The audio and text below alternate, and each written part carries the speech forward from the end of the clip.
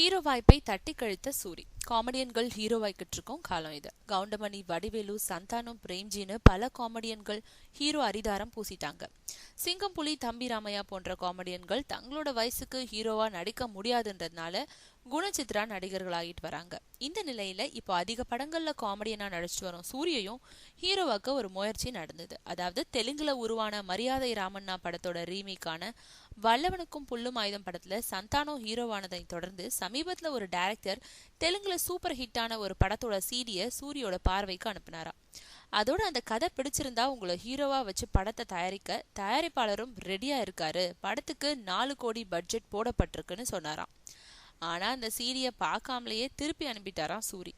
காரணம் கேட்டவங்க கிட்ட, இப்போ எனக்கு ஹீரோவா நடிக்கவோ சீடி பார்க்கவோ நேரமே இல்லை, காமெடியனா நடிக்கவே நேரம் போதுமானதா இருக்குன்னு சொல்லிட்டாராம். அதனால இப்போ சூரி நடிக்க மறுத்த அந்த தெலுங்கு பட சீடி வேறு சில காமெடியன்களோட பார்வைக்கு அனுப்பப்பட்டு இருக்கு.